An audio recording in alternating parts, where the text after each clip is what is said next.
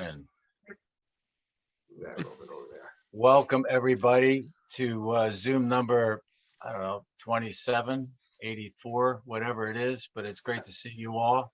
And very pleased that Bernie is able to join us and share some updates on what's going on with the Acquia line. So without further ado, Bernie. Okay, so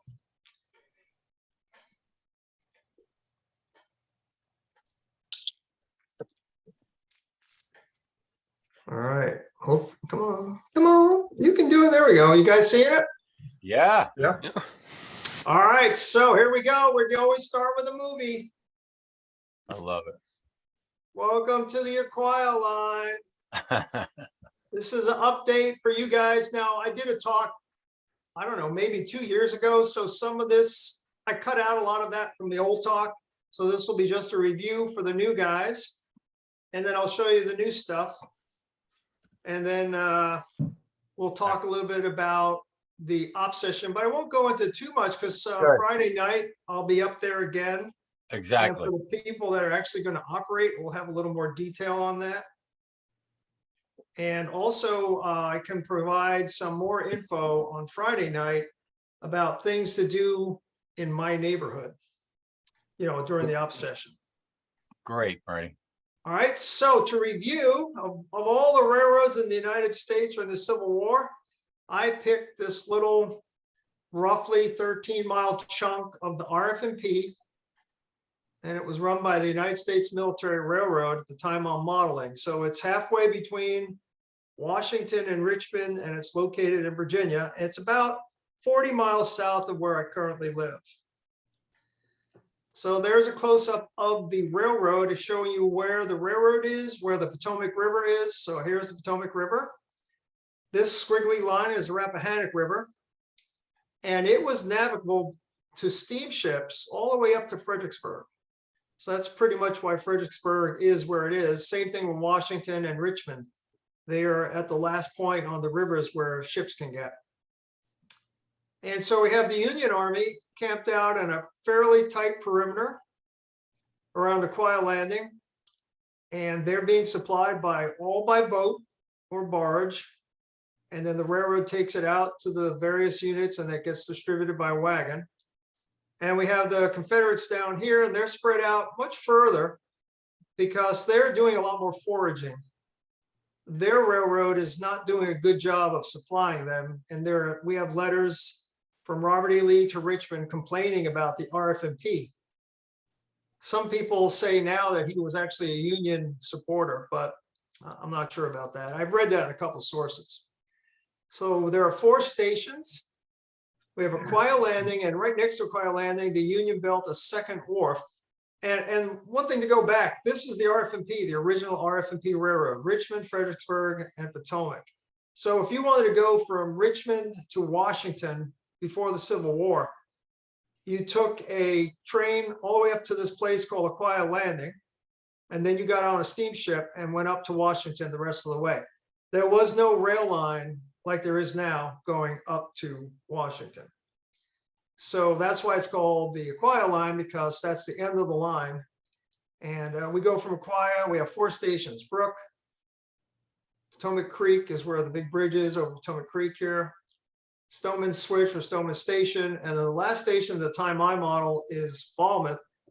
If I had modeled in 62, I would have crossed the river and kept going down to about Guinea Station, where Stonewall Jackson is buried now, or where he died. I'm not sure he's buried there.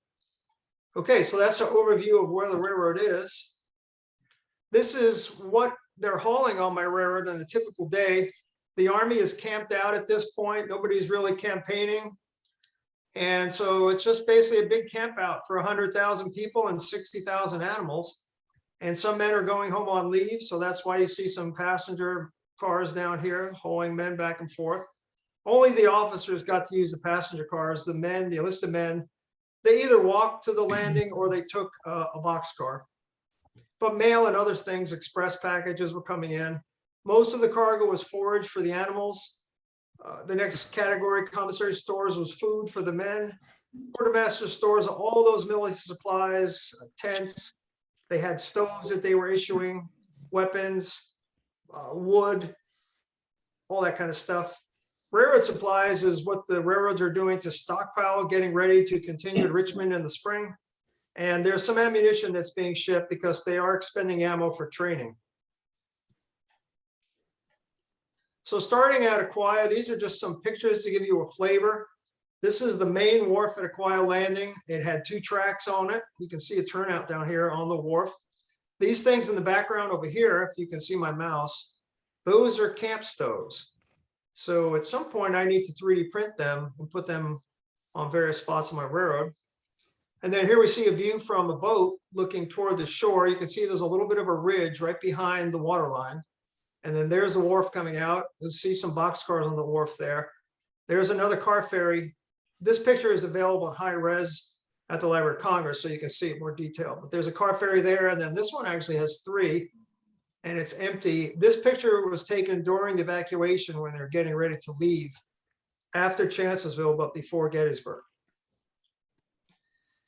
Here's some more scenes on the railroad. Wives did visit their men, particularly the officers. Some wives lived near the camp, camp followers, and helped cook and do things like that.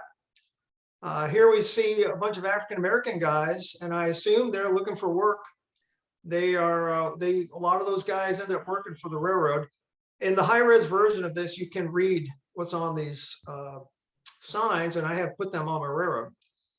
And here we just see a little tent behind the brick wall, which is kind of interesting. And I figured out where that brick wall was eventually. It's not there anymore. And if you look carefully at this sign right here, you'll see that they misspelled transportation. They left out one of the T's. And I like this picture here because it shows an important aspect of Civil War railroads, which is there are people everywhere.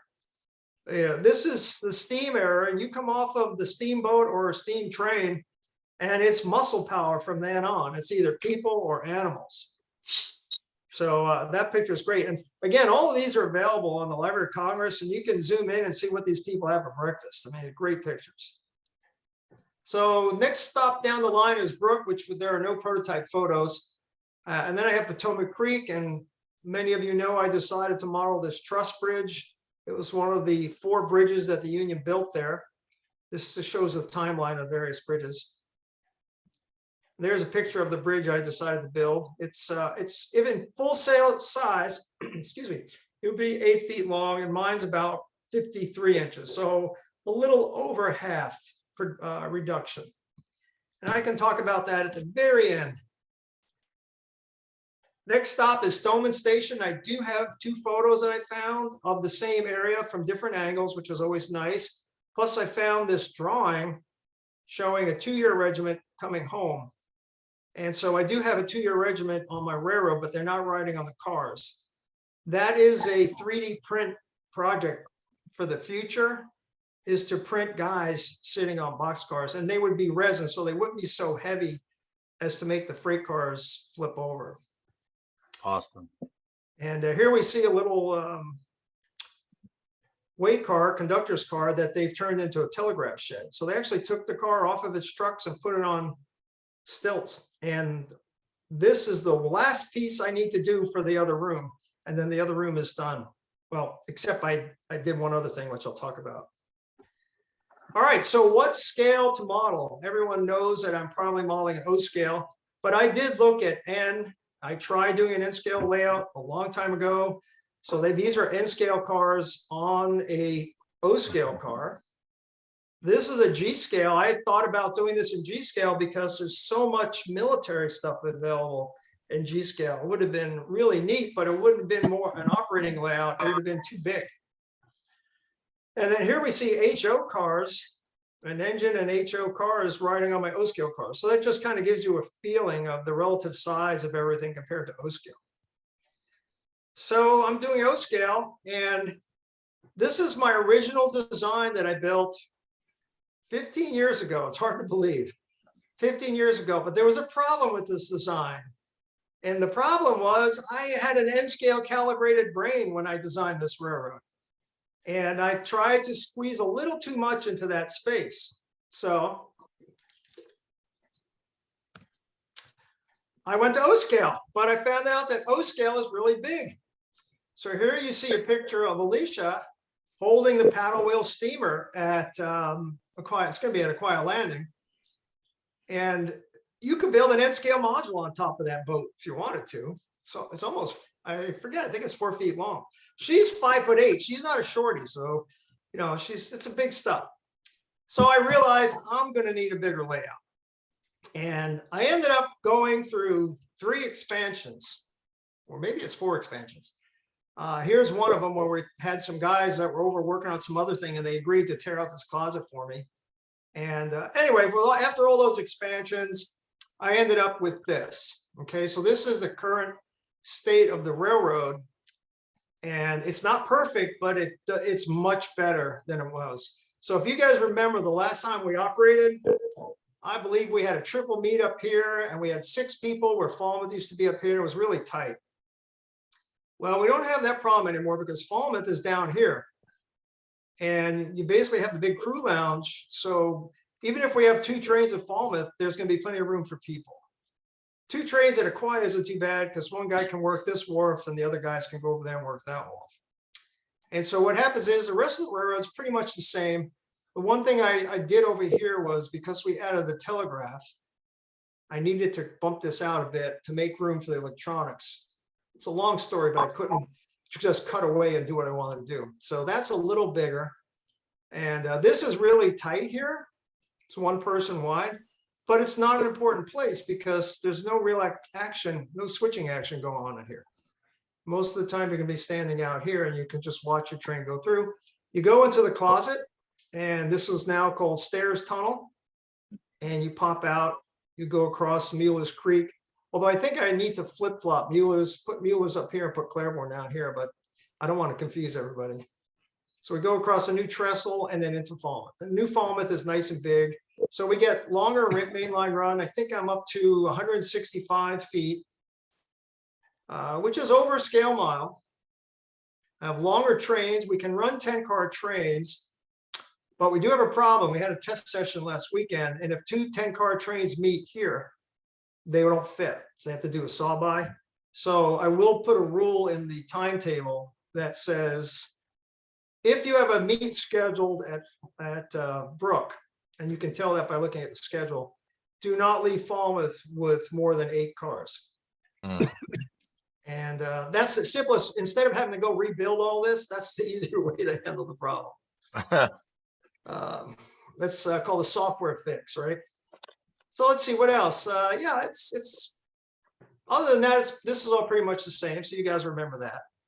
And so here's some looks. Now this is actually out of date because, as I mentioned, I added 4 inches to the fascia here. And eventually that's where I'm going to put that foundry that I was mentioning on the chat list a couple days ago.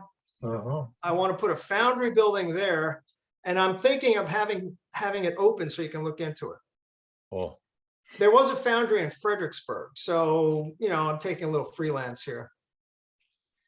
And I'm going to start at Acquia Landing and go around the railroad so you can you can see where it is roughly now. So this hasn't changed too much since you guys were last here. I do have a fellow supposedly building another boat for me, but I don't know if he's going to come through or not by October 6th. So we'll see. I hope he does. I may have to conduct a counterterrorism mission to get my boat back.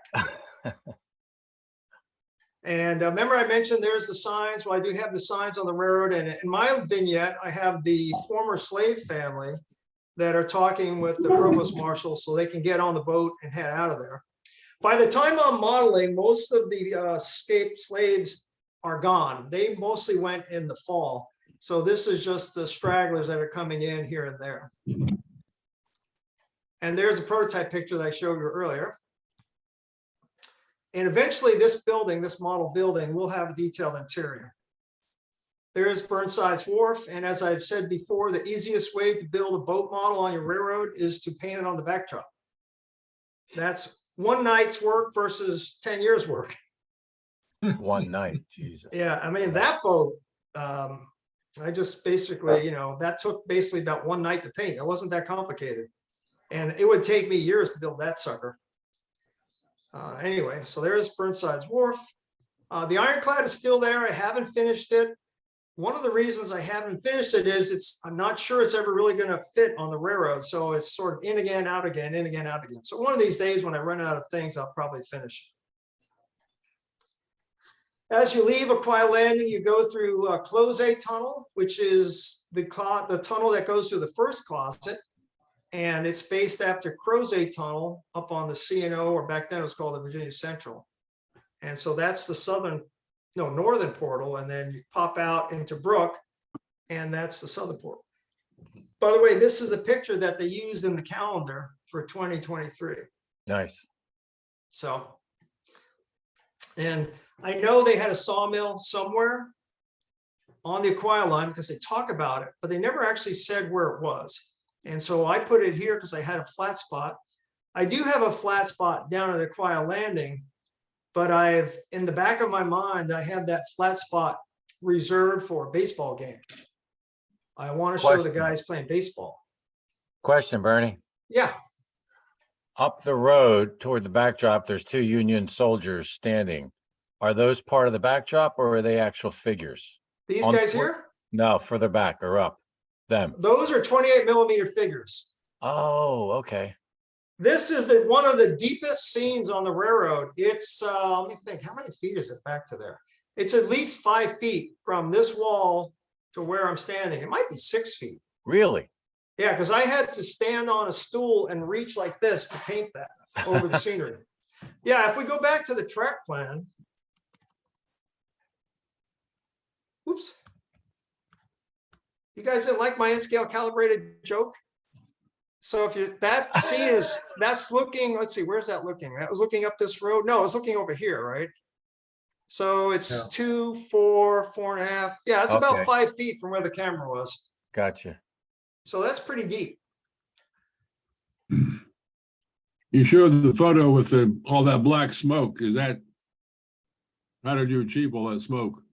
It was starting to overheat, I think, right? Yeah, I had this special little wood that I soak in oil, and I put in the smokestacks and light it on fire. And then I have a little fan blowing on it to blow it out. Oh, you are such a smart ass. Okay. No, it's Photoshop. Actually, it's probably too dark for a steam engine of that era. It should be a little grayer, I think. Yeah. But yeah, I got to tell you something. I love Photoshop. I've been using Photoshop for a long time, but I recently found something called a brush for Photoshop called a smoke brush. And it was free. You download it for free. It had like 15 different smoke patterns, and they are so realistic. I'll show you some later. So like a lot of times if you see smoke in my still photos in the newer ones, it will be that Photoshop brush. This one is actually smoke from an actual steam engine that I got off of the internet, and then cut and paste them in there. I'm sorry. But my theory was he's coming out of the tunnel, all that smoke was gathering and just kind of blowing out at one time. That's the idea of that picture. Quick question. Oh, go ahead. Who's speaking? Yeah, this is Ted again. It seemed like we had a discussion in the earlier meeting about the smoke from wood burning locomotives. Was it dark like that, or was it a lighter smoke? Should be lighter. Yeah. Yeah, that's exactly where I was going, Ted. I was thinking, so would it have been, because when I look at some of the movies, it looks like it's almost white smoke, a very light gray. It's more like normal. A gray, yeah. Wood? Okay. Yeah, I probably should. I could go back to the file and light the smoke. You can do that in Photoshop, but Bernie, I haven't. I just get my jollies when I can call you on something that's not right. That's cool. It looks great though. I'm just lazy. I know it's wrong, but I don't feel like changing it. Okay. Actually, I'm not that lazy. DC's shaking his head. I got to shut up. Go ahead, Bernie. There is a lot of pine sap in that wood. Yeah, this particular, like I said, they had oil soaked wood. Don't ask me how that happened, but there's another version of this picture later, which I'll show you. It's kind of cool. All right, wait a minute. Why are we looking at that picture again? Oh, the sawmill, by the way, if you guys are interested in building a sawmill for this era, I did a little bit of research and I came up with a couple of pictures. And so these were them. And this is a portable sawmill. It's not in a building. And so it's just kind of mounted on skids. And OSHA would have a heart attack, when they see the great big belt. There you can see my Right. belt. Can you imagine Right. that thing flapping around? And here's the operator right next to the blade with no, and this one has 2 blades. That would have been fun to build it, to do it that way. But I made mine just a simple, I guess this was, I don't know, ripsaw maybe. Yeah. Here's one that's on the United States Military Railroad Oh, wow. City Point line. And so you can see look how high they got the lumber stack. Wow. So, that I actually have some stacks of lumber, but that might be a cool scenic thing to do, is go back and add really high stacks of lumber. They would have used a tripod to pull them up there, no? Or people. Okay. Yeah, I don't know. I guess these are telegraph lines. I never noticed that. It looks like there's a telegraph in there too. Anyway, all right, so that's Brook. Oh, here's a train coming into Brook. This is McCallum. And let's see, anything to point out here? No, not really. Just the Gordon Tobacco is a freelance building. Gordon was the first commercial millionaire in the United States. He lived in Fredericksburg. He had a warehouse in Fredericksburg. So since Brook on my railroad is no photos exist, it's my freelance place. So I've been putting little buildings on Brook to make a town, because I don't really have a town on my railroad, with all these various brick buildings. So that's where the tobacco storage company for Brook comes from. Is that styrene? It's a laser engraved, I believe it's plywood. But the nice thing about O-scale is you can make your bricks do this. So the bricks actually interlock. And then for mortar, I engrave the lines on the laser. I paint it with Rust-Oleum red. And then I take, it's a wall joint compound, the ready mix stuff. Yep. Rub it in, wipe it off with a wet towel, and you got your mortar and your bricks. So that's the nice thing about O-scale. It lets you do stuff like that. Right. There's another view of Brook. So Tom, there's your question. You can see there's a line of troops.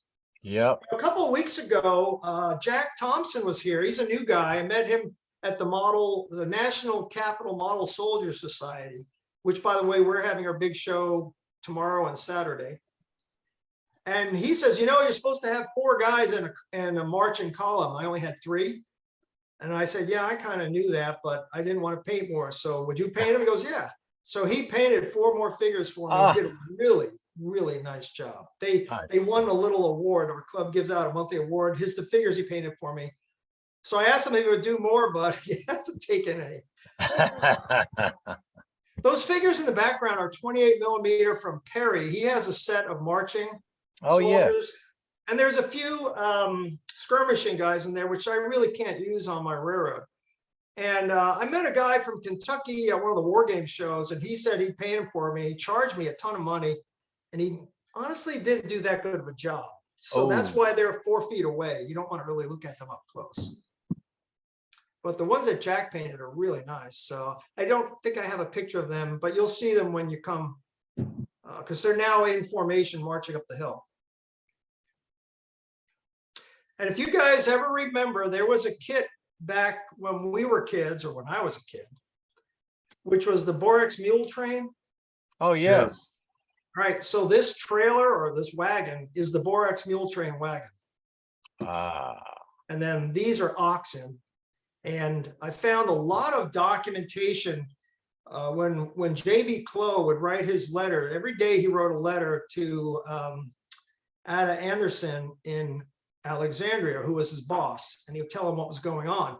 And many of those letters on the archives. So I was reading them, and just about every letter he talks about his oxen. And I said, gee, he really worries about them oxen. And I was thinking about it. These are the heavy equipment of the railroad.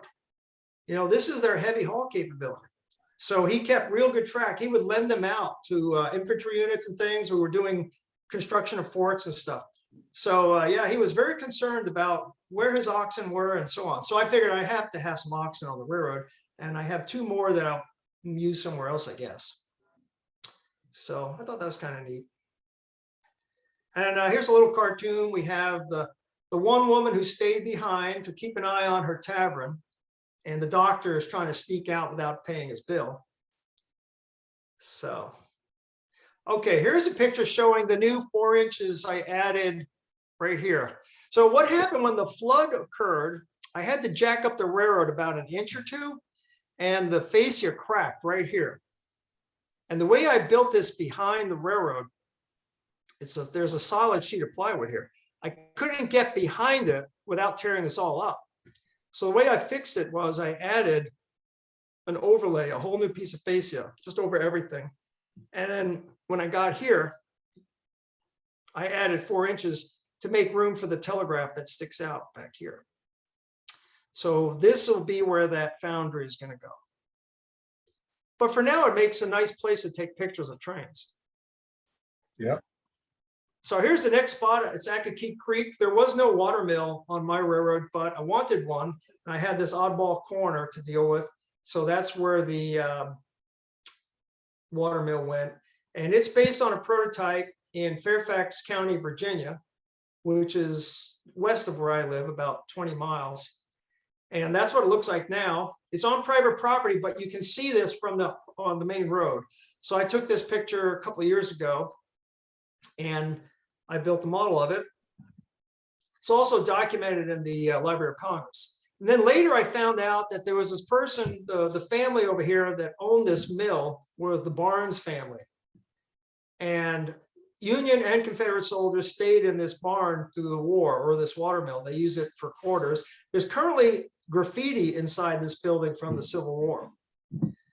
But one day when the Union moved in like 62, one of the Union soldiers grabbed Nettie Barnes's pig and took him back to his camp where they were probably going to eat him. So Nettie started crying and carrying on with her mother. So her mother said to one of the servants, take Nettie down to the Union camp and see if you can get the pig back. So they went up there, the sentries halted them. They told them what they wanted. They brought him to the commander. The commander said to Nettie, if I line up everybody, would you be able to identify who took your pig? And she said, yes. So he lined up the company and she picked out the guy, and the colonel said, or the captain or wherever he was, do you still have the pig? He goes, yes, sir. He says, okay, give it back to her. So I believe he was the guy. He had to carry the pig, and Nettie and the servant, they went back home. So that is why now we have on my railroad, Nettie and her little pig by the barn or by the water mill. So if you see her, she's based on her true story. And this is documented in one of the Fairfax County history books of the Civil War. They have a book called Fairfax County Civil War. It's just all a bunch of civilian stories. Fairfax was really split, roughly 50-50, pro-Union, pro-Confederate. So there was a lot of interesting things going on. Next thing you come into as you leave the Acquia Creek is Wylick's Cup. It's just a open track running through the fields with the classic Civil War worm fence in the background.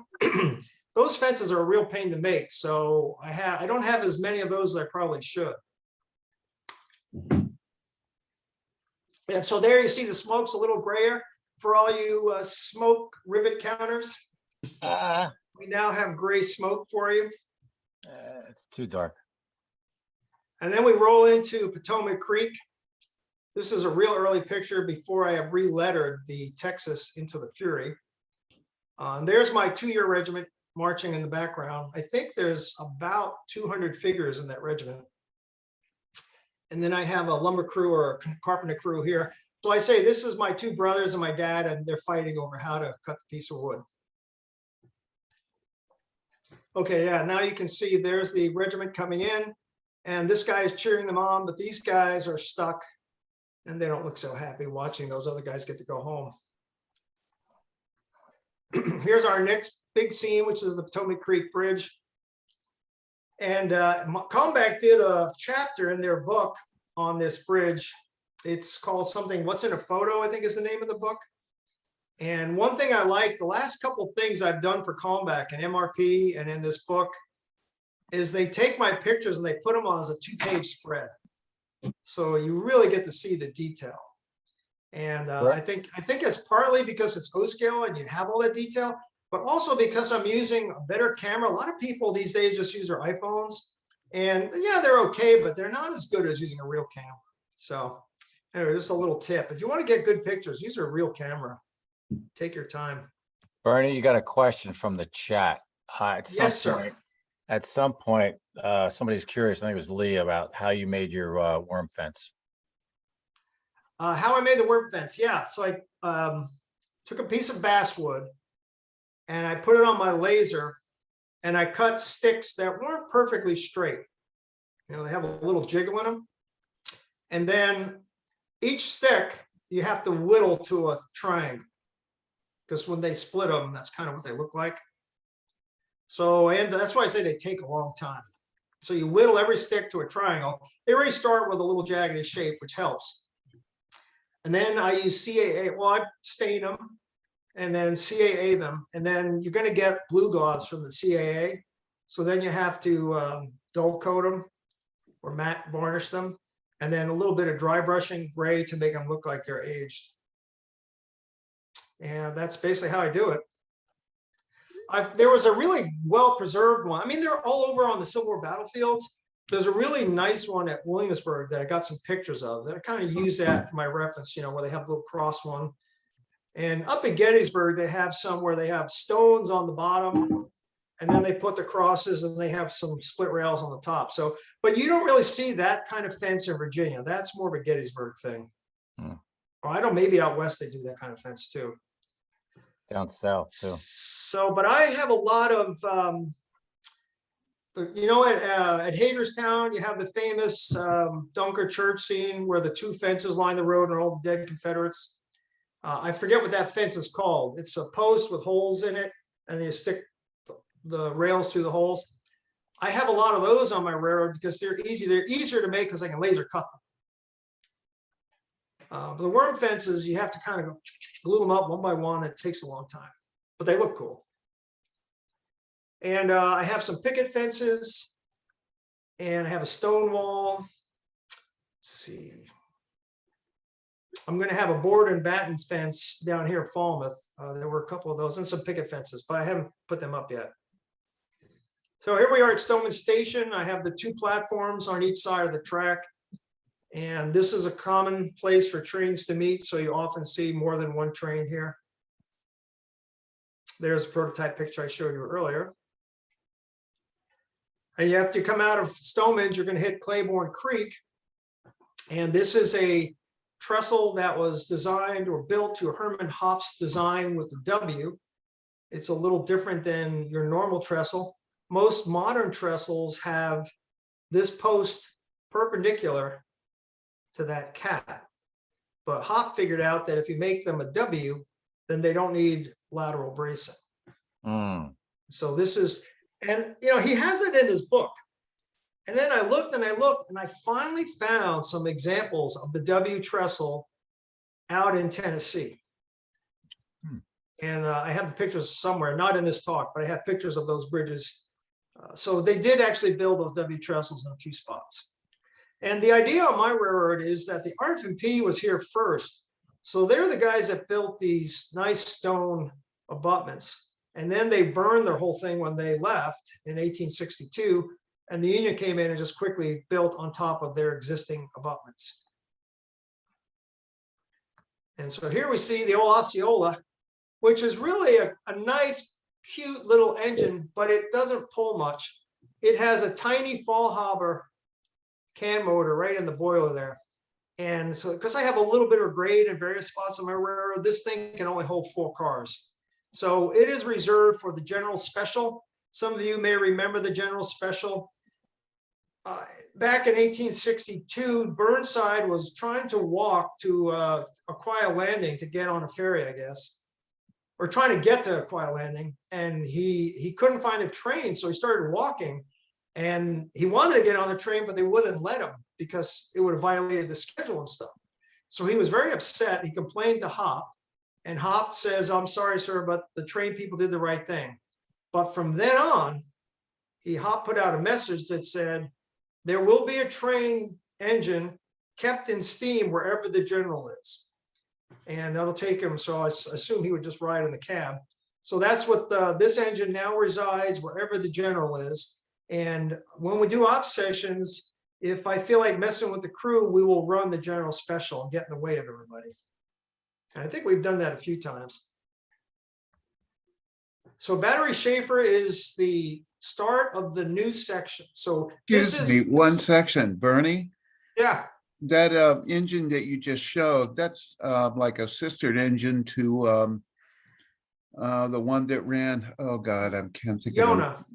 Yeah, yes, Yes, this is actually the Armenia engine.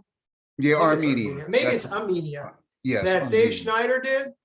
And he and I poked around and said, well, I want it lettered. He custom lettered it for me. I would like it lettered for the US Military Railroad. So we looked at the roster of the US Military Railroad and we picked the oldest one they had. And I believe it even lined up, the manufacturers lined up. Right. So he felt that this would be a good one to call Osceola, because Osceola did run on my railroad. Ah, The other one that ran on my railroad, John Ott helped me with, and I have a print from John of it. I don't have it in my talk, but that was the Washington. And that was a really old engine, and Hop didn't like it. So when it came time to test the old beanpole and Cornstalk Bridge, Hop said, run the Washington out, and if it falls in the river, nobody will care. But that was a 080, shoot, what's it called? Not a pivoting axle. It's called Flexible beam. Yeah. flexible beam. There it Right. is. That's a flexible beam. So that is on my scratch building list, but I'm not going to make it really a flexible. Well, I might. I don't know. If you go to my blog, I did a little animation of how the flexible beam thing works. Basically, it's kind of like an HO or an N-scale engine. They left some slop in the front set of drivers, and the drive rods have a little bit of mechanical slop to allow that front beam to pivot. And that's essentially how we build scale engines, but when you build real engines, you shouldn't do that. But that's how they did it. I don't think it was super successful, so they didn't do too many more of them. Oh, I don't know. Baldwin That was does it Baldwin. really, yeah. They did Well, a lot. Baldwin did it, but nobody else did them. So maybe Pan did it. I don't know. Anyway, so here's the new section. I was going to ask you guys, can you see where the new section starts in this picture? Put it back. No. Right here. Oh, See how the ballast changes? yes. yeah. This is new from here on. So one thing I do is I made this curve wider, so I don't have any trouble, or I have less trouble back here. And I believe these are all at least 30-inch radii now. Nice. And I'm not going to show you a bazillion construction photos, just a couple. So that if you want to see more, it's all on my blog. And then this is now you're in the other room. And this is the trestle over the bridge. And this trestle, when I glued it down, I put 42 pounds on it. So I have a feeling this trestle will support a train. And it looks like a big wedding cake now, but there's the balloon camp. You see it, DC? You see the balloon? Yeah, I did. Now, DC, the balloon that I got from you, I ruined. But my brother got another one. But this is one I've been scratch building because I want to do the lines a little better than that kit. But I have an extra one of those kits just in case. But it's not gratuitous. The balloon camp was located next to Falmouth. So it really was there. And then And here we go. Takes everything out of the corner too. Well, that's the idea. It's supposed to, I didn't want to cove that corner. If you look up here, this window, right? Got it. That technically is the fire escape to the basement. Oh, So if there's a fire, you're trapped in the basement, you have to go through that window. You're not wanna going to be operate- happy because there's a thorn bush on the side of that window. That's to prevent thieves from coming in. But it's also going to scratch the heck out of you when you leave. So I did not want to put a big cove up here like I did in the other corner. Oh, the other corner here has got a big cove. Yeah. So that's the idea of the balloon. Put the balloon up there and it'll try to hide the corner. Whether it succeeds or not, I don't know. It looks cool. How many people have a balloon on their railroad, right? Don Ball had one. All right, so we're done. I figured it out. It's 22,000 500 spikes, 5,000 some ties. And near the end, I couldn't get anybody that would want to spike with me. I started getting desperate. I went out on the street and started looking for spikers. But eventually I got them all done, and yay, we have the golden spike. So the golden spike is in. And I was ballasting some track a couple days ago. I noticed 2 ties that don't have spikes. So there's 4 more that have to go in. And so here's Bel Air Farm. This is the new section. So the Battery Schaefer is over here to the right. So this is this structure, or these structures and these trees are hiding that turnback curve. And that's one of the cool things about O scale is the buildings are big enough that they act like view blocks. And these are those cedar bushes that Brian Kammerer gets from me from the swamp by his house. Oh, wow. Brian, if you're on, I need more, please. We don't have them down here. It's some kind of bush that he collects and he mails them to me, and we paint them green, and they make great cedar bushes. Wow. So I did have one picture of this building. So I ortho rectified it. I made some plans, and it was used by 2 different Union headquarters during the war. The owner of this farm was pro-Union. He was from up north, and he moved down to Virginia before the war and set up he had got like 250 acres, and he had a farm here. When the war broke out, he stayed with the Union. His son fought for the Union Army. But the Union Army still, picked his land clean. But there was a big difference. He was able to file a claim after the war and get reimbursed. And he got the equivalent of 80,000 current dollars. He claimed hogs, fruit trees, 40 acres of timber, and fences. So that's what this scene shows here, is these are some of the Union soldiers chopping down trees on his land right next to the farm. Cool. And that's the barn. That barn is actually based on a barn in Appomattox. And I put this picture on the internet, on Facebook or on my blog. And I got these cows from, I believe, Woodland Scenics. And some farm boy from out west, now remember, I'm a farm boy from Brooklyn, New York. I don't know anything about cows. Some farm boy tells me, hey, cows back then all had horns. So sure enough, it turns out that they didn't really start breeding hornless cattle until the 1900s. So I had to go back and make all my cows horny. So anyway, they now have horns. So if you're putting cows on your railroad, you better have horns on them, or somebody's going to catch them. DC, your cows need horns, brother. Oh, mine too. They do have horns. Oh, okay. I'll look.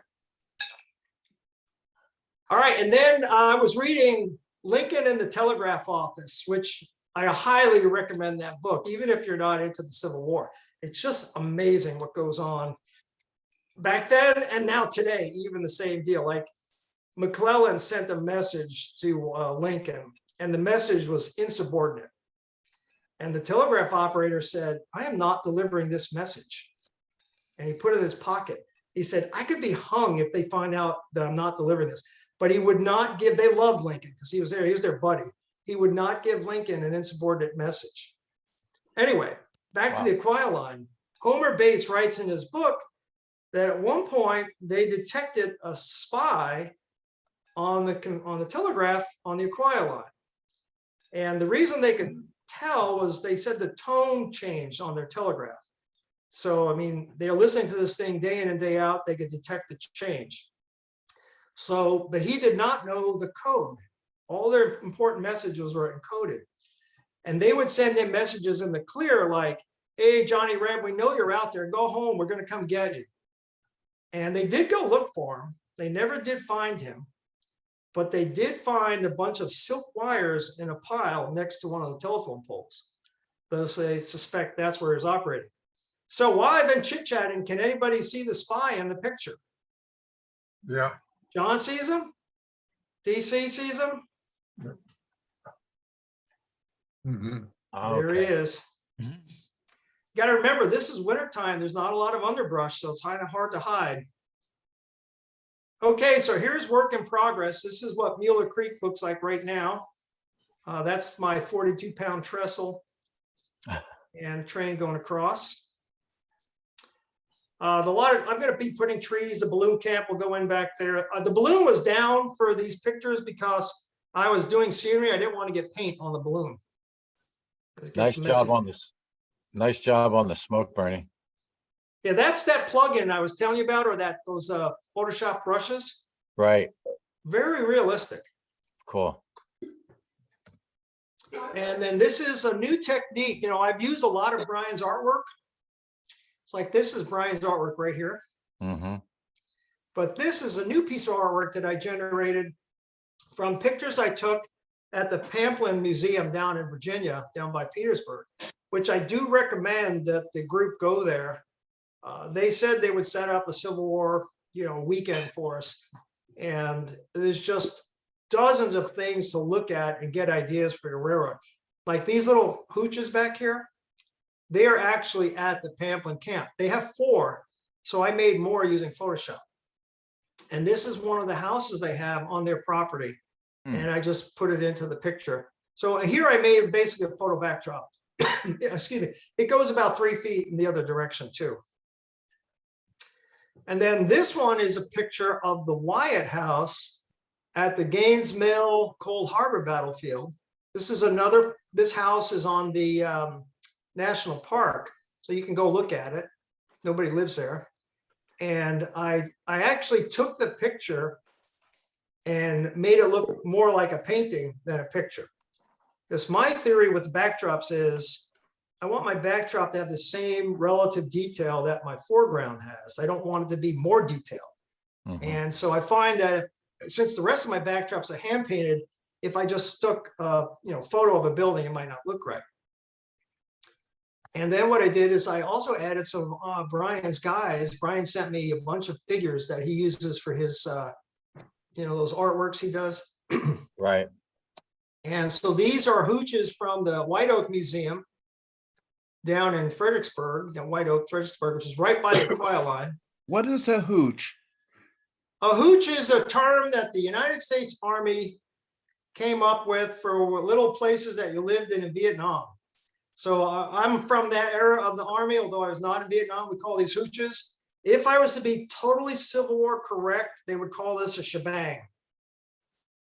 So you've heard of the whole shebang? Yeah. Well, these would be called shebangs. They took their pup tents and they made log cabins out of them. Right.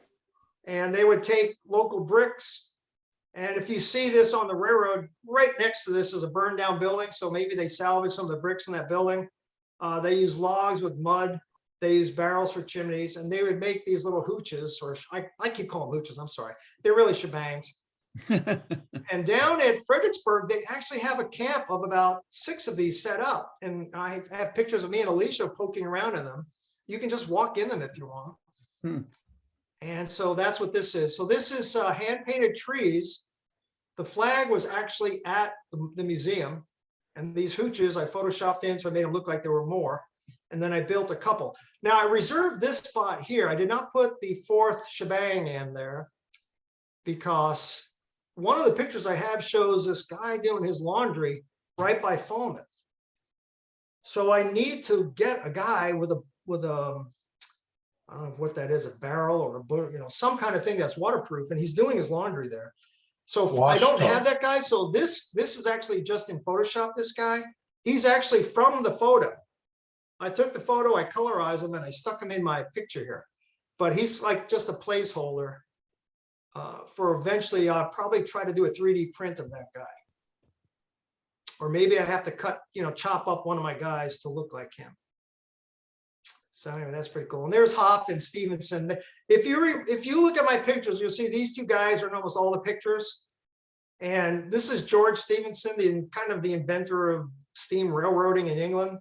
So he's visiting the Acquia line, and Hopt takes him around and shows him everything as it gets built.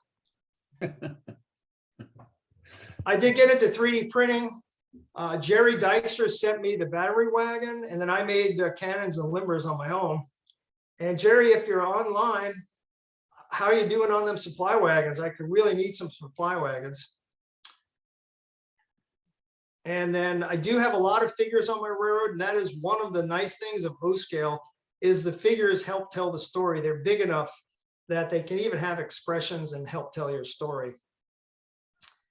So this is sources for some of the figures. And basically you'll say, wait a minute, those aren't O scale figures. That's true. I use all different scales.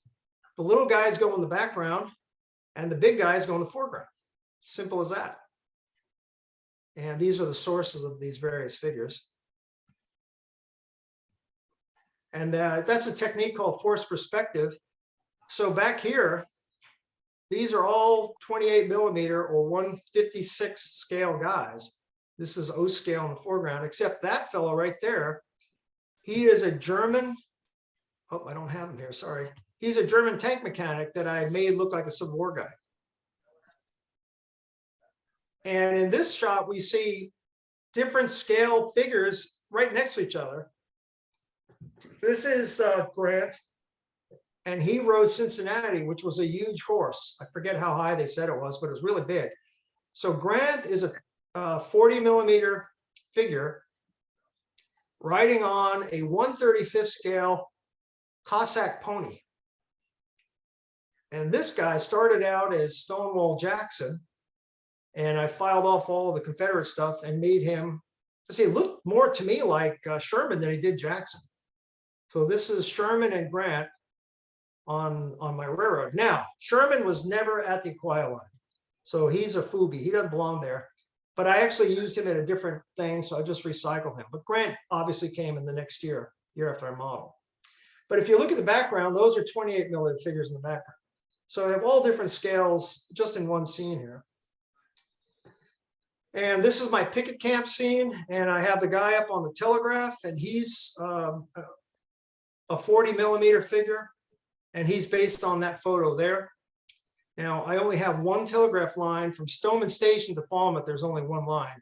This guy is working on a place that has more than one line. And one of the things I'm lucky is I have a lot of the paperwork from my railroad. It was at the National Archives. And so I could actually copy a day if I wanted to of what was going on, and I kind of do that more or less. And here we see Amby running the first revenue train out of Falmouth. This was last weekend. And he's switching, and he told me it's too much for one guy. You really need a two-man crew. And when we operate next weekend or 2 weekends from now, whenever you guys get here, we'll probably have 3-man crews, which will make it a little easier. And you can see that I still haven't ballasted stuff here. I got to do some ballasting. This is that lone pine. It's in several pictures. It took me a couple hours to build this, and I really don't like it. So I'll have to figure out a better way. This is just a dowel with Woodland Scenics tree trunks glued to it. And it just doesn't look right to me. So I'll work on it. There's DC's balloon back there. And here's one of my operators. This is Sean, and he's going to pull a pin. He uses a magnetic wand, pull the pin, and then he's the conductor and the brakeman, and he'll tell his engineer to pull forward, and they're going to put that yellow car at Stoneman Station. All right. And some of the cars have working brakes, but you won't have to worry about during this session. Unless you see that a car is really dragging, then check your little car card. If you see a little W on the car card, then you know it has working brakes. Make sure the brakes aren't set. But the cars that have working brakes will be sent to Potomac Creek, because Potomac Creek is on a little bit of a grade, so you set the brakes when you get to Potomac Creek. Okay, and I do have replica paperwork. I'm not covering this too much tonight. We'll go over that again Friday. And Amby is, he got promoted. He is now the chief signal officer of the U.S. military Acquia line, because he helped build all this stuff. I built this one. It took me about a week to build that. There's a lot of wires behind this. And Amby said, I'll build the rest of them for you. So he took all of these and he built them in 2 days. But he's an electrical engineer. I'm a mechanical engineer. He went to Northeastern. I went to MIT across the river. So there was some EU work that needed to be done to get it to work. I would have been probably in over my head, or I would have had the guys in California. So Amby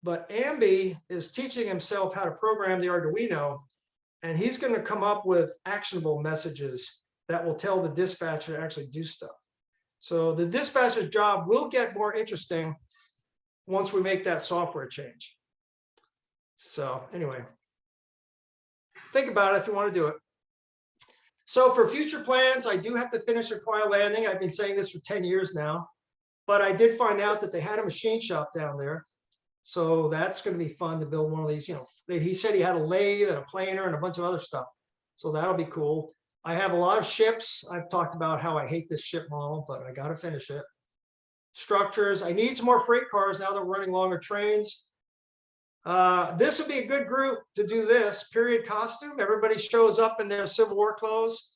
If you show up in your Civil War clothes, you get an extra brownie. There's a lot of details to add. Eventually, I want to learn how to do this, how to sculpt using Blender. Right now, it's a little tricky. I don't know how to do it, but I would like to do that. And I am in the throes of scratch building a locomotive too. So those are things I want to do with the Acquia line. And then, since I'm finished spiking, I can't be done spiking, right? So I've looked at possibly another expansion. Actually, I've looked at two ideas. But it's interesting, this plan here, where we would redo Acquia and stick Acquia over there, have Burnside Wharf either there or there. If you look at my little fancy decision matrix, it actually doesn't get as many points as the current plan. You see that, 48, 45? So is it really an improvement or not? And Paul Dolkus was over here a couple of days ago, and he's saying, yeah, you don't need any more main line. So I probably will never do this. However, this is classified, so don't tell anybody. I have been lobbying Commander-in-Chief to put a sunroom in down here in the back of the house. And then we would excavate this out. Ooh. And then all kinds of crazy things can happen. But that's like Putin's invasion of Ukraine. That'll probably never happen. And if it does happen, it'll probably be all messed up. It's a city. I think we're at the limit of how big a house we can have on our lot. So anyway. Okay, I'd like to thank the people that have been helping me on and off. The people help a little bit, but most of the time I'm basically down here by myself doing it all. But Amby was really helpful with the telegraph, Brian's artwork. Steve Williams and Seth Newman out in California did so much work on that telegraph. And all these other guys, Joel, I really miss Joel because Joel and his son were really good helpers. And my mom, I miss her. She was she kept everybody well fed. So anyway, thanks to all those folks. And thanks to Steve Schneider. It's his fault this whole thing had happened. And this is the tunnel scene I mentioned. You'll see it later. Now it's at night. Yeah, I miss you too, Bernie. Oh, there's Joel over there. Joel, hugs and kisses. Yeah, and when I do make it up at the end of October, we're gonna miss. Oh Maybe yeah, we around got. Christmas I have sometime. another grandkid on the way, so I got to go help my son rebuild. What are we gonna do? We're gonna put a backsplash in his kitchen, and we have to hook up the range hood. Whoa! So that's gonna be right after I'm done with you guys, and then I have Markham. Then I'm going out to Kentucky to help him work on his house. Yeah. And those are my blogs. If you ever want to know what I'm up to, you can just go to my blog and I post stuff. It's not just train stuff. It's mostly train stuff, but it's other stuff too. And I do have my Alchem still going. That book is still in print. If you want to get a copy of it, it talks a little bit about some of you guys and my stuff. And we never did find that whiskey barrel. So that's it. On Friday, I'll talk a little bit more about, actually do the operations. And there's a link on my blog that has a written description of what each guy does on the railroad. And there's also a video you can watch. So you might want to do that before you come down. And if you don't want to be a brakeman, so I know some guys have trouble with shaky hands and they can't be a brakeman. You don't have to read the brakeman's rules, just, job description, just read the conductor or the engineer's job description. It's really not that complicated, but it's it can be overwhelming for the first time person. I had a new guy last week. I had a new guy, young guy. Now he designs robotic submarines for civilians. So he's a smart guy. and he did fine. He had no problems. So he was a conductor. Bernie, this is Ted. We'll be sitting through Tropical Storm Ian tomorrow, so wishing we were maybe somewhere else, but in Raleigh, North Carolina. But question about operations. Herman Haupt obviously was a genius. He was operating mostly on single track lines and did not trust the telegraph, so he insisted on trains running on schedule. He often would run convoys of trains. The trains were limited to maybe 20 cars, so he might run a convoy of 10 trains in one direction to get the goods through. And he was very insistent on having them unloaded immediately so the empties could be returned. And I'm wondering if this enters into your modeling process or the way you actually operate your railroad, or because these are things you don't see in the photographs. Yes, we operate this railroad. I'm Herman Haupt. So we do what Herman Haupt says. Okay, a couple things are different. One, the convoys and the telegraph problems were more an issue when they were actively campaigning. When they were in winter quarters, I haven't verified this, but I'm pretty sure the Union USMR had their own telegraph line, or they had more than one line on that pole. So and if you go to the archives, you will see I copied 300 and I got tired, I stopped. But there are thousands of messages controlling trains. So they were using the telegraph. When they started actively campaigning, they did run into trouble because at that point, the telegraph line was using not just for railroad operations, but for everything else, reinforcements, supplies. So he couldn't get his things in. And I've got letters. I have a letter where Ada Anderson is complaining, or maybe it's William Wright. William Wright is complaining that we just can't get time on the telegraph.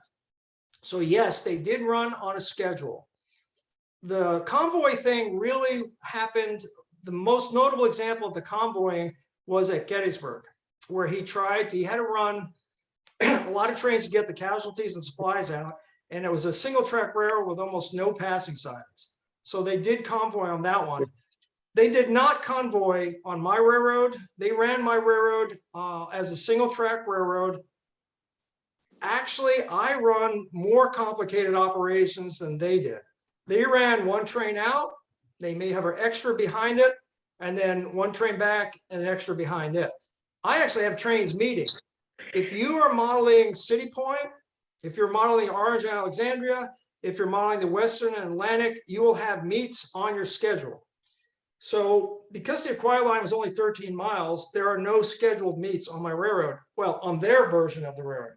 On my version of the railroad, we do have scheduled meets. So I'm copying kind of the City Point way of operating on the Acquia line. So it's kind of a mashup, but it's more interesting. Otherwise, I would just have two operators on my railroad. They would go out and come back. It's a lot more cerebral when you have the meets, because then you have to look at the schedule and plan all your moves and so on. So that covers those points. I think I hit all the things you said: convoys, telegraph, schedule. Yeah. Anything else? On the Raleigh-Gaston, the old Raleigh-Gaston Railroad, which is now CSX, many of the original stone bridge piers are still standing. They've just built larger bridges over them. Do you have on the Acquia line, are those piers still existing? Can you go out and see those? Only one. There is a remnants. We were just talking about this with a friend of mine in Connecticut. There is one section of the pier at Potomac Creek on the south shore left. Everything else was bulldozed when the RF&P reoriented or relined it in 1910, I think it was. Back before the RF&P did that, the tracks really followed the creek. And that was slowing down the newer trains. So the RF&P straightened out all the curves and tore down everything but that one abutment on Potomac Creek. And then they also changed directions at Brook. They no longer curve toward Acquia Landing. They now go north toward Quantico and into Washington. So the old railroad bed that went to Acquia Landing is now called Brook Road. So when you are driving on the road, you're actually driving on the old roadbed of the railroad, or the alignment of the railroad, let me put it that way. Yeah, it's kind of sad to go down there. There's not much left. And now it's by Fredericksburg, it's suburbia. So it's really being obliterated. Even Right. Fredericksburg is all different now. Are there pictures or images? I think the federal construction crews were pretty phenomenal. They were able to build these bridges so rapidly. Is that something you've tried to tackle in terms of modeling or representing? Well, I did bottle, I showed you the chart where I have the different bridges, and yes, I've got the truss bridge from 1863. The low trestle that you see, there was another trestle at Acquia Creek. It would have been prototype 4 inches high if I were to build it, and I think roughly 6 feet long. So that's kind of what I put at Mueller's Creek. I have it flip-flopped. I also have a culvert that I put on my railroad because I got tired of building trestles. That's based on the Virginia Central's culvert. So I guess right now I have 3 bridges. I have the pilings. I have hundreds of pilings on my piers. So yeah, I've got bridges. Yeah. Were the models of your bridges the original bridges, or were they the rebuilt bridges? Some of these were destroyed, and so they, like Potomac Creek, they had the one that Lincoln thought was built out of corn stalks and beam poles, but that was probably didn't look the same as the bridge that it replaced. So what versions were you trying to achieve? Did you come in late? Yes, I covered this. I'm sorry, I came in about All 10. right. People know I love talking about my railroad.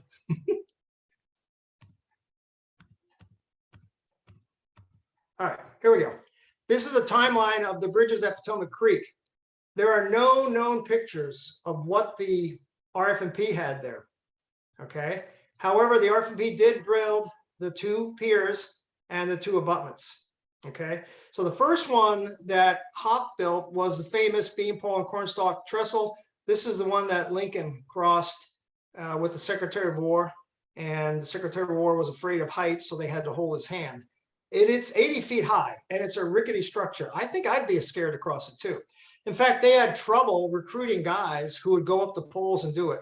But it turns out the Wisconsin regiment had plenty of guys that were, I guess they were loggers, and they didn't mind it. So that bridge was burned in November of '62 when the Antietam campaign was going on. Burnside is actually a corps commander at the time, and he was ordered to, his corps was guarding Acquia Landing, and he was ordered to pull north. So he ordered the destruction of the trestle, which really PO'd Hop. He writes about it in his book. And they burned all the bridges, and he said words to the effect like, well, a lot of supply shortages were made up when they burned everything. So they went north, they fought the Battle of Antietam, which is this red star here. And then Burnside is put in charge of the army. He comes right back to the same spot, and Hop, anticipating what's going to happen, starts building another trestle, which is what you see here. And they get the second bridge going, and then that one's going, there are no photos of that one, by the way, but there is this drawing. And then he looks at the site. So they're there 6 months. He looks at the site and he says, you know, if we get a really heavy rain, all that junk that's in the creek is going to come out and wash out this trestle, despite the fact that they had the wooden cribbing underneath it. So that's when he comes up with the plan to build the truss, which is what you see right here. And this is the one I built. The truss, and he actually builds that truss. It's prefabricated in Alexandria, assembled on site on top of the trestle. So they use the scaffold of the old trestle, correction, they use the trestle as a scaffold. And so they do not interrupt the movement of any trains. And there's a really good exchange with General Hooker, where Hop is almost insubordinate and tells General Hooker says, I hear you're going to build a bridge and you're not going to interrupt, and I can't disrupt my operation right now. I'm getting ready to attack. These are paraphrased. And Hop says, I will not interrupt your trains. And Hooker says, well, that's impossible. And Butterfield says, well, that's impossible. And he goes, how are you going to do that? And Hop, instead of saying, well, sir, here's what we're going to do, he says, if the general desires a detailed explanation, I'll provide one. But if the general would be satisfied to just leave it to me, then that would be fine too. So the general says, fine, just do what you have. Don't interrupt the trains. And so that's what he did. And the hint, the real clue to that is if you look at this drawing, you can see how they're using the existing trestle as the scaffold. So anyway, they built this beautiful truss. The design for this truss is in his book. Okay. And then the Gettysburg campaign happens, and the Union does not burn this bridge this time. They leave it there. And they go up to Pennsylvania and they fight up in Pennsylvania, and they don't come back here until 1864. So Confederates show up and they burn the bridge because there's nobody watching it anymore. So this truss is burned in 1863. Nobody knows exactly when, but it's sometime in there. Whoops. Then in 1864, they build another trestle. This is when U.S. Grant is in charge. They built it in about 3 days or 2 days. They used it for 9 days and they abandoned it because General Grant did not like relying on the railroad for supplies. And he didn't have to because he had the Potomac River. So that's why as he advances in his overland campaign, he hugs the river. And he builds railroads every now and then. He used the R&P for a little bit. He uses the White Oak Railroad for a little bit. And then he does the City Point thing. But that's when they get to siege mode. But most of the time, he is drawing his supplies directly off of boats. So that's why this bridge was built and used for 9 days, mostly to evacuate the casualties from the Wilderness Battle.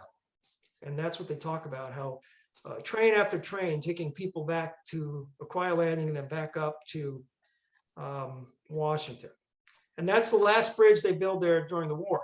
Now, if you look at my timetable,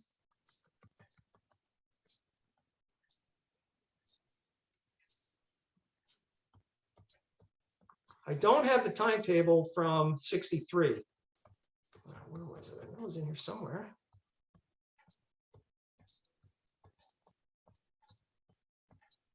Oops. Did I pass it? Yeah, there it is. So you look at this timetable. This is a copy of the 1864 timetable. So the timetable that they were using when Grant was there. But what I did was I backdated the timetable. And you'll notice I have these black places here. These are scheduled meets. So I have scheduled meets for northbound and southbound trains, which people who have operated my railroad say it really adds a nice touch to it, right? I think anyone, Joel or Andy, you would agree with that, right? Yes, But Absolutely. otherwise, it would just be, you know, number 1 goes out, number 2 comes back, number 3 goes out, number 4 comes back. That's what they actually did. But I have them meeting on the railroad. And that's not unprototypical. That's what they did. But everything else you see on this timetable is based on an actual thing that's on, you know, it's actually, it's like a replica of the thing. It just changed a few things. I added the tunnels. And there's this very confusing paragraph right here. I will leave this as an exercise to the reader. You can get it on my blog. Try to figure that out. Okay. So anyway, did that answer your question about the bridges? There is one, there are no photos of the Acquia trestle. There is one very crude drawing of it. And let's see, there are no photos of any of the crossings at Claiborne Creek. But if you look at the map, you would see that they do cross Claiborne Creek at least once. So they have to have a little bridge there somewhere. So that's That is very what I cool. thought. Thank you. Thank you. Now, Mueller's Creek really should be Claiborne Creek on my railroad. If you go to the, but I had to name it after Al. And I'm trying to come up with something for Don, but I keep thinking of Ball's Bluff. What do you guys think? Is that too corny? I think it'd be cool, right? Well, Ball's That's Bluff the is, first thing that popped in my mind, Bernie. So, all right. So I Bluff is have a place that will be now called Ball's Bluff. All right, good. We'll put, this is going to be Ball's Bluff right here. Well, It's there's right by actually the a balloon Ball's Bluff up in Leesburg, the one battlefield there. Yeah, well, there is a real Ball's Bluff on the Potomac. Let's see, what am I looking for? I forgot already. place for Ball's Bluff.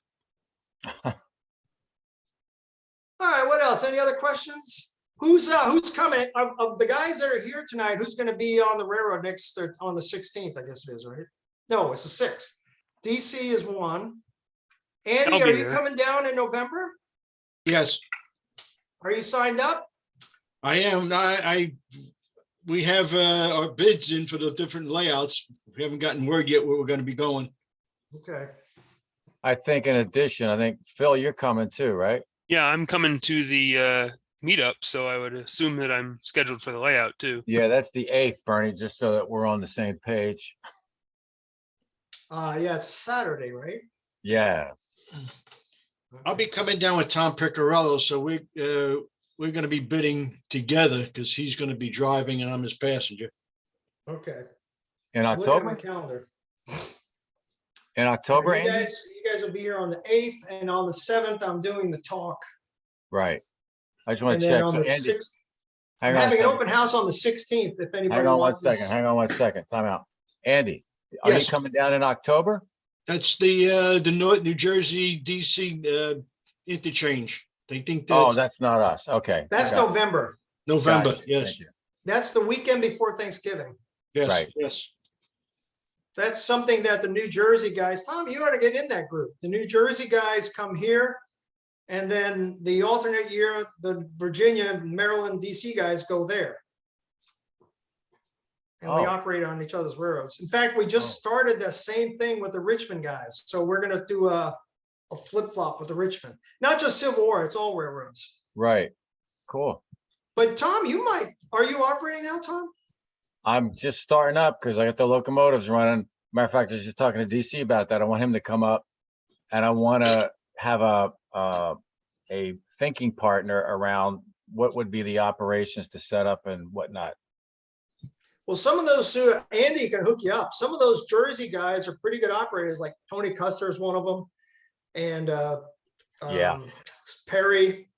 Actually, you know what? As you In talk- fact, Tom, next Saturday, the 8th, Garden State Division, we're having a meet up in way up in North Jersey. And we're going to be doing Tony Custer's layout and Ah. three other layouts. on October 8th, Yeah. That's when I'll be down in We're not doing operating sessions, but we're doing visits to the layouts. Well, you'll be Yeah. here though. I'll be in Baltimore. Ah, Bummer. Too much fun stuff going on. So anyway, I Yeah. was gonna show something. I don't remember now. Oh, well. Andy, can you make him change the date for me?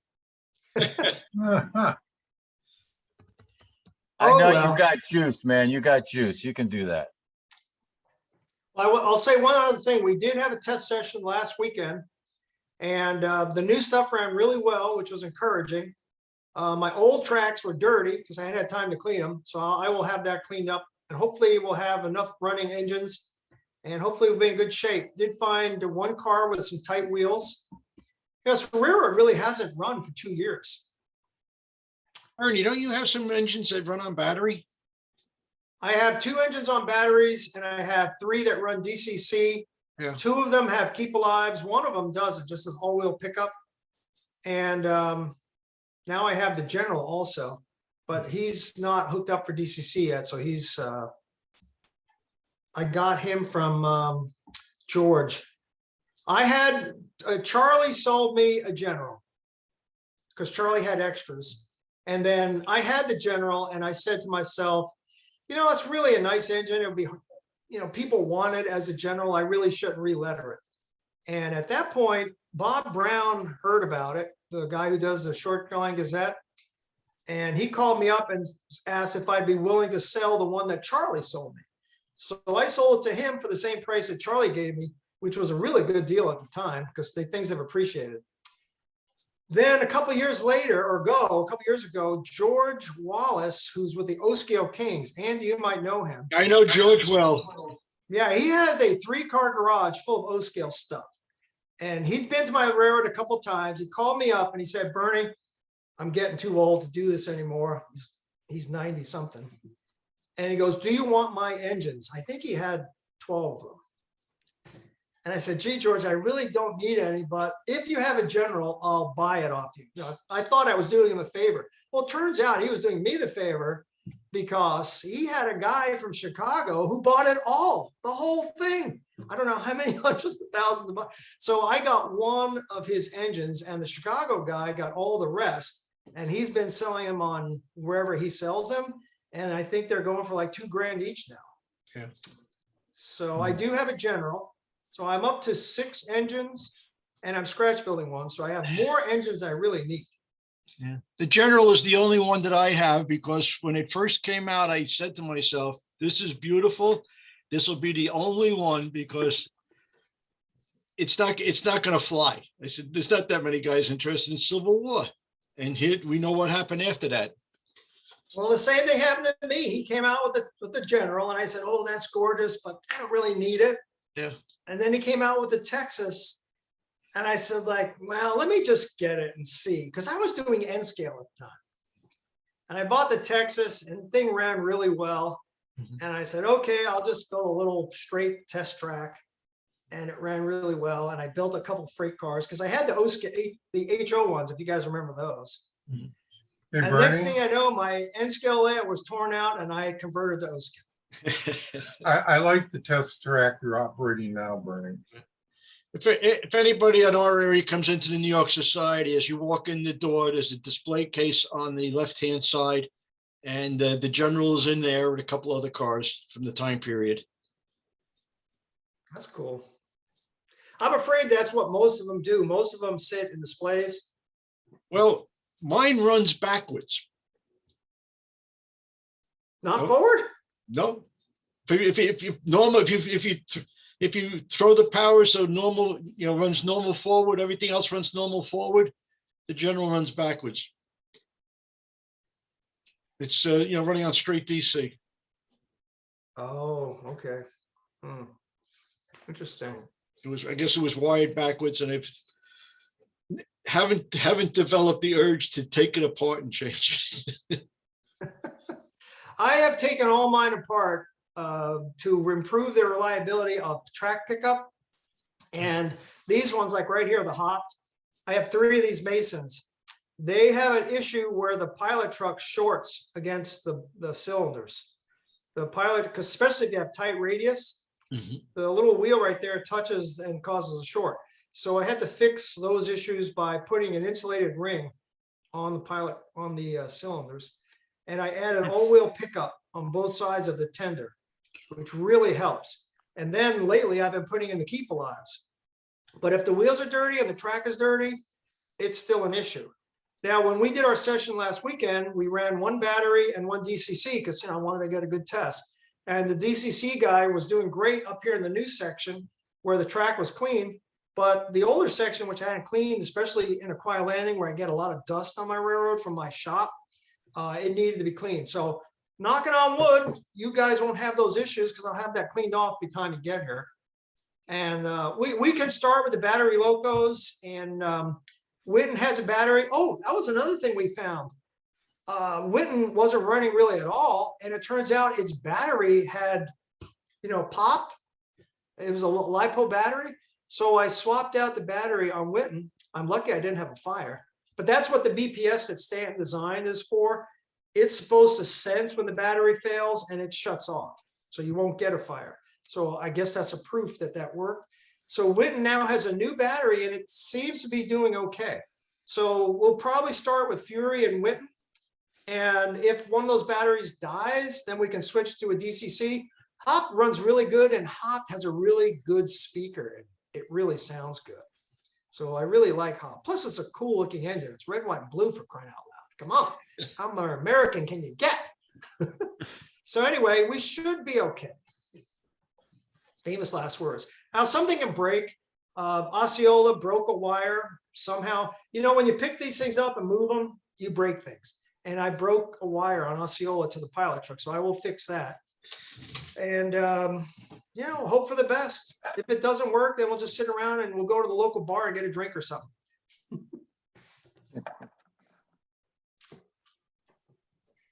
Anyway.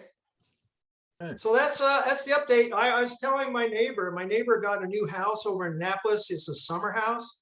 And he and I were chatting and he was telling me what a wonderful summer he had. And I said, wow, That sounds great. I spent the summer in my basement. That works for me. God, that's great. Bernie, thank you so much, man. I appreciate your time and the sharing of the information. Fabulous work as always. Just make sure you touch up those smoke things. My out of- smoke clouds, you don't like my dark smoke? I can live with it. I can live with it. That's okay. That's okay. That's cool. So I look forward to seeing you guys. I got to jump right now. If you want to stay on, I'll just let this continue to run, but I got to jump onto another call. Great to see you guys. Okay, take care. Well, I'll see everybody. I See don't know ya. who I'm gonna see next week, but I'll see who I see when I see you.